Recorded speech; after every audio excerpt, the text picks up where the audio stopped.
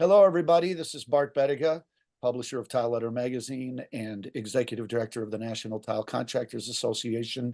March is for NTCA a special month. It's the month that we celebrate women in tile. We'll have a special feature in our magazine at Tile Letter Magazine, and NTCA has been getting very engaged. We've kind of invested in women in tile and trying to promote that whole effort and program throughout the year. But March is where we really focus on some real special people. And today I have a very special guest with me, someone who I've gotten to know pretty well over the last couple of years, and that's Jennifer Farrell of Jennifer Farrell Designs. Jennifer, thank you for being my guest. Hi, Bart. I am very happy to be here. Thanks for having me. Yeah, it's an honor to have you. A lot of people have seen your lovely face at coverings and definitely at the International Surfaces event and on social media. We've had you speak at Total Solutions Plus a few years ago as well in the tile industry. But for those that don't know you, can you give us a little bit about your background? And we know that you own your own design business, but tell us a little bit about yourself and how you came to be the celebrity person that you are in our flooring industry. Thank you. Well, I opened my design firm, Jennifer Farrell Designs, 23 years ago. So I've been around for a while. And 21 years ago, I ended up being on my first show as a series regular. It was a show called Merge. It was right when the home makeover TV world was exploding. Okay. And I really was just kind of lucky. I had the right skill set. I was in the right place at the right time. And that part of, how I got on television, it just sort of fell into place. So I was, a young designer at the time with my new company, and it really did help sort of springboard my company doing these shows. The TV shows have just continued all these years. And so I've always run my design firm over here. I've run my TV shows over here. I'm now on television 365 days a year. So I've been doing enough television that you can see me all the time now. And then the two parts of my triangle, they meet at brand partnerships. Okay. So the two worlds can be a little bit different, but I talk about like a triangular business model, having two parts that support the third. And that way, as economies shift and as energies shift, you've always got different parts of your triangle supporting your overall business. So that's really how my model works, where the brand partnerships, I have partnerships with lots of luxury brands, lots of surfaces industry brands. I help support their brands. I create show homes, like we've talked about. I do a lot of public forum engagements, lots of public appearances, spokesperson roles, brand ambassadorships. So those are the three parts of my triangle, and how I got. So are you designing then for clients as well, or this is really more what you're doing is building show homes and doing product brands, just so I understand.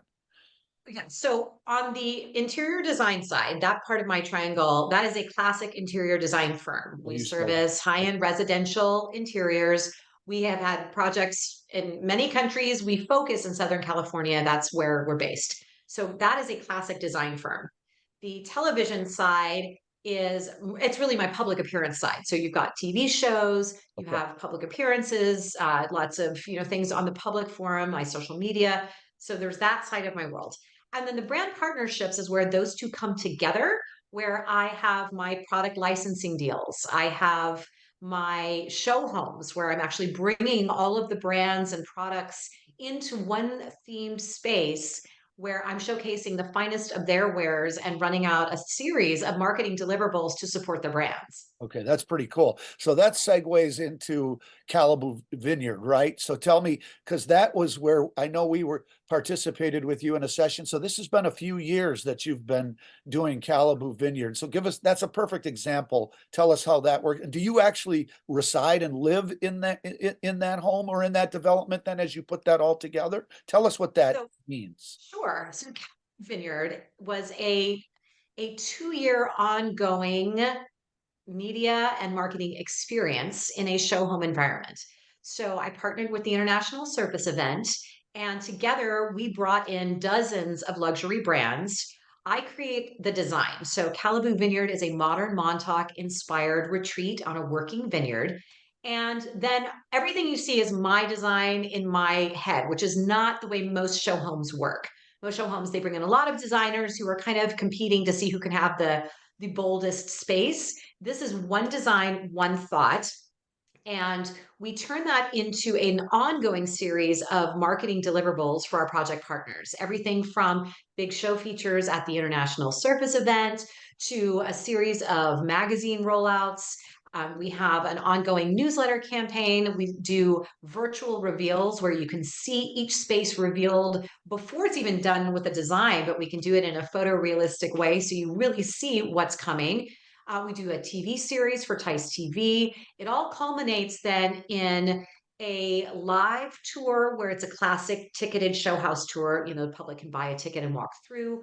We have our VIP reveal parties, press activations, a virtual shoppable tour. So that goes on for about 2 years. Okay. We've now wrapped up Calaboo Vineyard's campaign that I'm actually sitting in Calaboo Vineyard right this minute. Okay. And it's now been sold, so I won't get to sit here for very long. So But then so then when you're done with that, then yes, the home gets put up for sale. Is that? correct.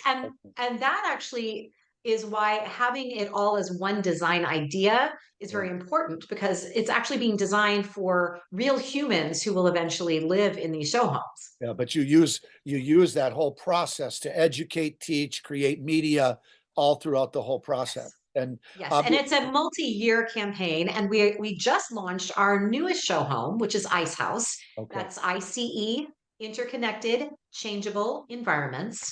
And we had a big show feature at Tice revealing the concept, telling the story. It was a big, beautiful walkthrough exhibit. So we start there, and now we'll launch into we're basically building on the marketing shoulders of Calaboo Vineyard in the same format where our luxury brands will get to experience years of marketing rollout deliverables for Ice House. So Calaboo Vineyard was in California, is that right? Yes. And where is Ice House? Where will Ice House be? Ice House will also be in Southern California. I've actually done a few show homes in the same area. It's the Santa Monica Mountains, which is really a beautiful area and allows us to have space the way that, Los Angeles proper doesn't really allow. And so that way, when we're creating these show home experiences, they're really an experience. When you come to tour the properties, there's acres of room. And so you can have 200 people walking through at a time and not feel like they're on top of each other. So tell me a little bit, expand on the ice concept, just because obviously 2 years later, trends and things are different. So what's going to be different about Ice House than what you experienced at Calaboo Vineyard? So the concept for Ice House is that you never have to change your home. Your home changes with you. So there are three individual environments that essentially function as their own homes. There's Indie House, I, Center House, C, Extension House, E, and they're all connected together with these open air breezeways that then can enclose in glass walls to become rooms in themselves. So the home itself is adaptable in that you could live in 500 square feet or 5,000 square feet. And over time, it changes with you. And when we did the big exhibit at Tice, we showed a 60-year story of how these environments can change with you from when you're the first time home buyer all the way through, getting married, growing your family, and until past retirement age when you've got Indie House has your caretaker living there, and Extension House has your best friend, so you're all in the same compound. So the concept is adaptability, sustainability, livability, Love it. and the aesthetic will be very ancient meets very modern. So it is a completely, to me, it's the home of 2030 and beyond. So was this your concept as far as Yes. what? Yeah, because I actually was at the show and I walked through that visual of showing that the process, and I thought that's extremely creative. I mean, obviously people don't always buy a home and stay there forever, but just the whole process that you showed of how we really do change our needs and spaces, as we develop. I have three children and they've all grown, and now it's time to, kind of think about, what we want this, our needs with no one in the home. But it was great the way you did that. I think it's a brilliant concept for sure. Thank you. And what's fun about doing these show home exhibits at Tice is that you basically get to see what crazy stuff's going on in my brain. You can actually walk through it and see it. Yeah. And then the fun is that when the actual show home opens in 2026, you will have been on the journey all the way through as it unfolds piece by piece. You get to see the journey, the story, and you see the whole project come to realization. So it goes from, my brain until you're actually walking through it. Yeah, do you view this as as this project being a little longer than what Calibu Vineyard was, or will it still be a 2-year project and then sell? It's yeah, it's basically the same kind of timeline because I've done several show homes at this point, and it takes a good 2 years just to get from acquisition of the property Right. through construction, and then it's kind of takes us another year of rolling out some of those deliverables. And with Calibu Vineyard, we thought we would have about 18 months of content. We ended up with more like 30 months of content. So we discovered that there was just so much that our brands could benefit from. And those activations are still happening. I mean, Calibu Vineyard was just on NBC last weekend during the Super Bowl weekend. It's going to be on the Design Network coming up in a couple of months. I mean, it's those moments to reveal our brands just continues. So we'll have sort of the same timeline with Ice House, and then you'll physically be able to tour the property in 2026. So, we're tile people. So, what's the look or feel, or what kind of use of tile will you incorporate into Ice House? I will definitely be incorporating livable luxury into Ice House. That is my tile collection. And I have some other interesting collections that I can't tell you too much about yet, but I've got some really exciting announcements that are coming in end of March and beginning of April. And they're not in the surfaces world, but some other collections and exciting things that I will get to incorporate. I'm in an interesting position in being a product designer and an interior designer and a brand partner, Yeah. in that I get to predict what the trends are going to be. I get to make products that fulfill that prediction, and then I get to showcase them in my show homes to the benefit of all the brands that I work with. So it's a fun sort of self-fulfilling prophecy, but I will definitely be focusing on modern overscaled organics. That's something that's been passionate for me and is definitely a movement in design right now and has been for many years, but it's continuing to unfold in a very interesting way. So you'll see that as sort of an ongoing theme. I'm definitely bringing in the ancient meets modern. How that translates into tile will be things like my barrel parquet floor tile. It looks like a very large, overscaled wood parquet that is really, that's an ancient concept, that you have these wood parquet floors that goes back 1,000 years. And yet, by doing it in an overscaled tile that is rated for indoor and outdoor use, it's rated for commercial and residential. That means that we're getting to see an application done in an entirely new way. That's And great. so we'll bring in those ancient elements that are then spun in a very modern concept. And will you be doing some exterior areas as well as interior? Quite a bit of work with tile or stone exterior as well. Absolutely. We will have pool tile, we'll have outdoor, we have a whole outdoor pavilion we're building.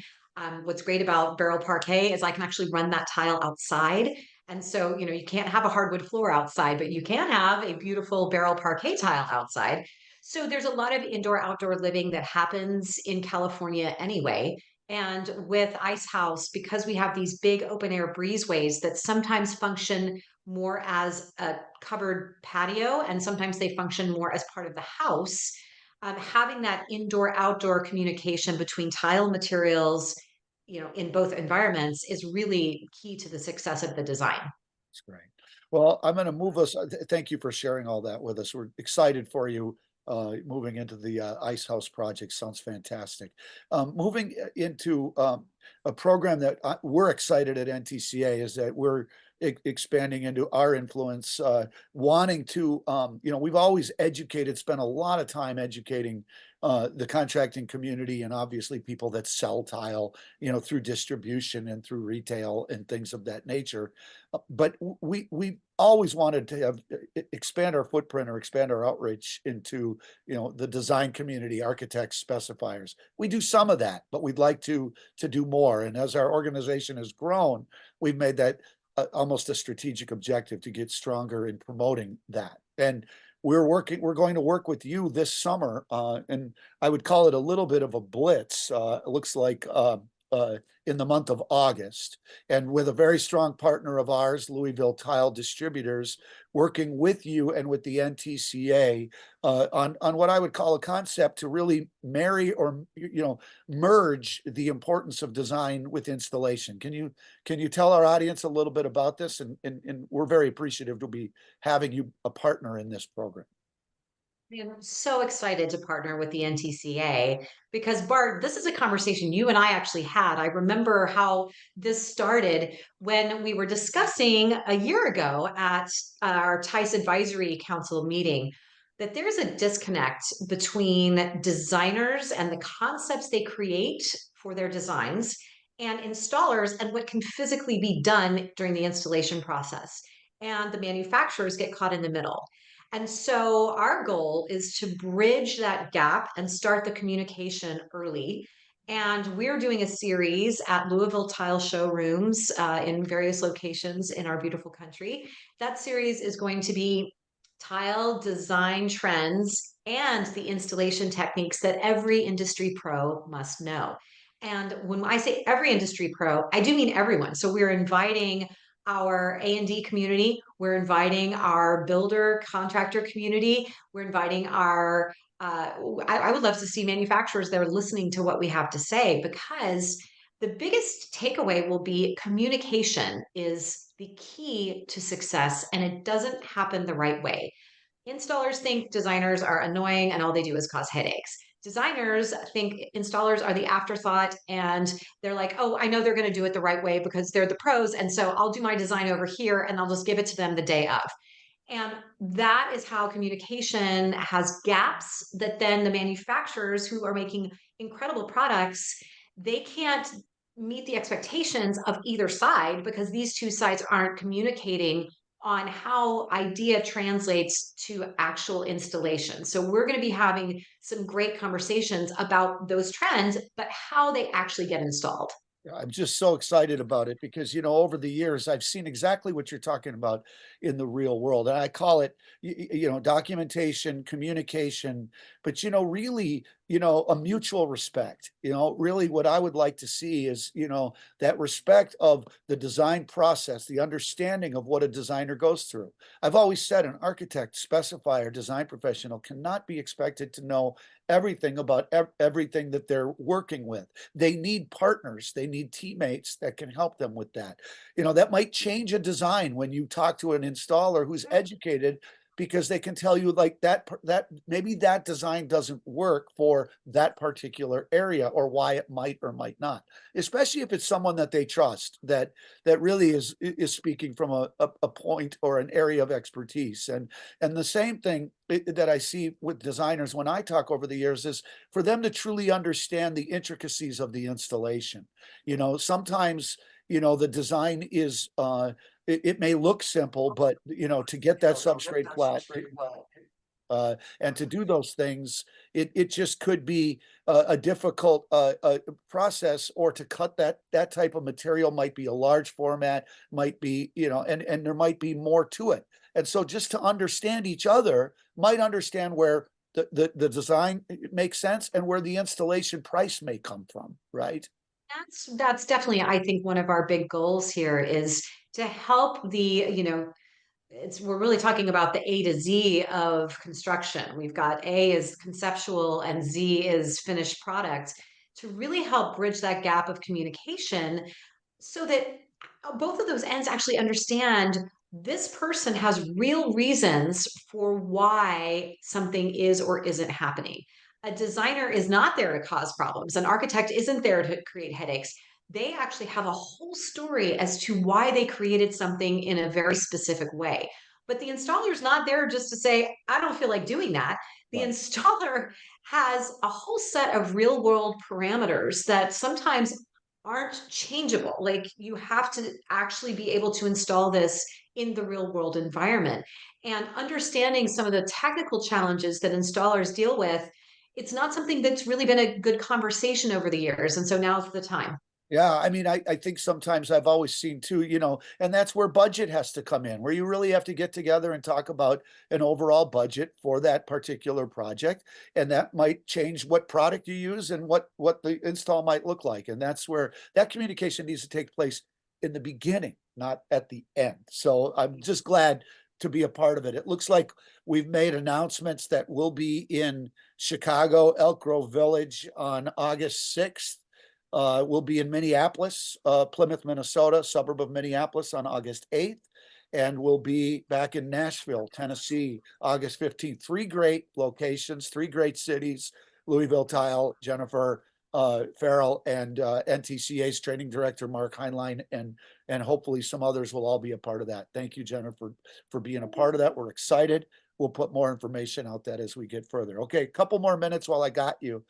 New trends. You talked a little bit about what you're doing at Ice House.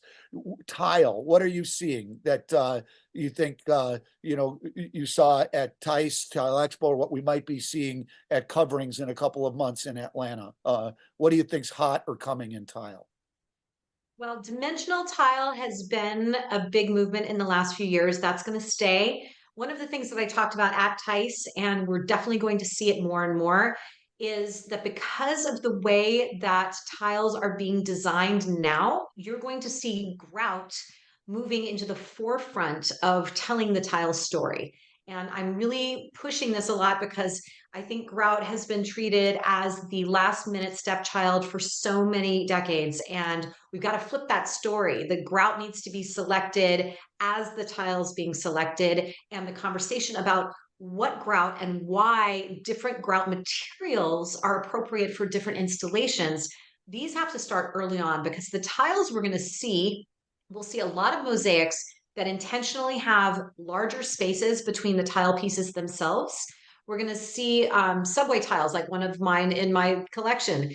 It's called clamshell, and it's not a traditional subway. It's a subway that looks like a rear view mirror. So there is no way for you to have a 1/32nd spacer in between those. You're going to have heavy grout. And that is something that is a movement in tile that's coming right now, which means that all these beautiful options we have for grout with amazing colors, with metallics, with different materials that are polymerized, where our installations can be in all sorts of places where we couldn't have interesting, unique grouts before. Those materials are here, which means it's about education for the designers to not only understand what color options are out there, but in understanding what materials to work with your installer to order and to select. And you have to bring that installer into the conversation as you're picking the tile, because now grout will be a big part of telling that story. That's great. Thank you for that. It's good. Nice little preview for trends coming up for the tile industry. That's for sure. My final question is just actually an observation from you. We're celebrating women in tile, and there's been some real movement with women in flooring. I think you might be involved. I can't keep up with all. There's National Association of Women in Construction. Really good to see that coming in, and and I think there's women in stone, and I'm missing some, but I guess advice from you, if young women coming now into what has traditionally, maybe not so much in the design side with you, but in construction in particular, has traditionally been considered to be a male dominated area. But as also a woman designer, you've always probably had to interface and deal with men in the construction side, general contractors, builders, remodelers. Any advice you can give young women entering into what was in the past been considered a man's world of construction that you could pass on to people? Well, Bart, I feel like you're playing back something that I said earlier today verbatim, because I just was with the women in the floor covering industry, and I was part of their power hour. And someone asked, what movement do I see that is changing the floor covering industry?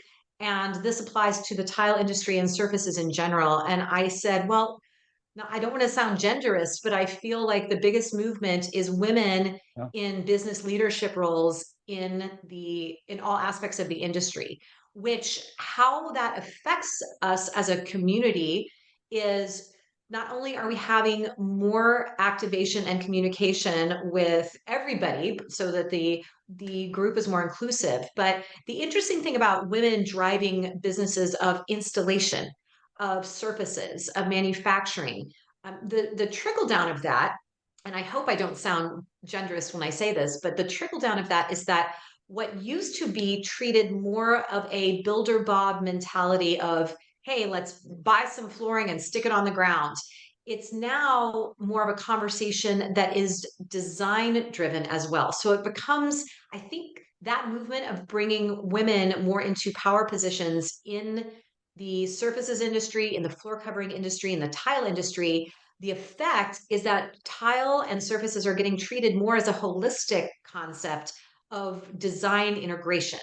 And that's why at Tice, we actually set up an entire influencer program where I got to bring in a whole bunch of my celebrity designer friends, and they did a series of activations at Tice to really help understand and spread awareness because they even they didn't realize, they're like, we had no idea how much of design really starts in the surfaces world. And I think that that concept where it's shifting from a building material to a design element, I think a lot of that is being driven by women in leadership positions in the industry. I think that's great.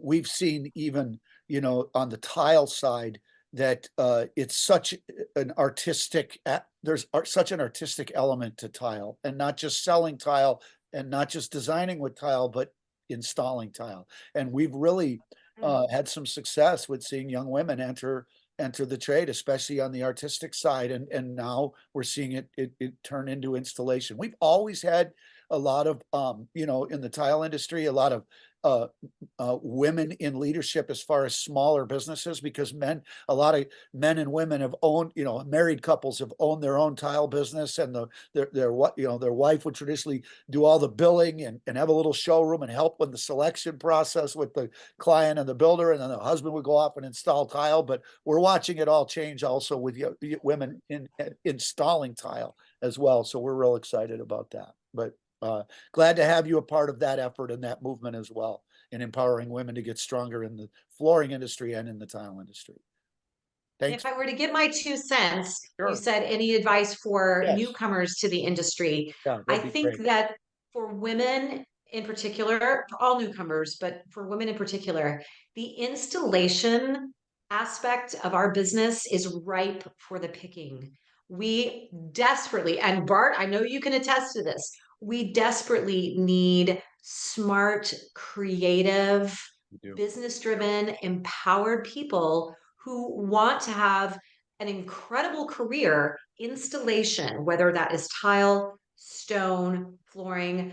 The installation part of this universe is ready for you. It is, I think, the area where women can thrive and dominate in an exceptional way.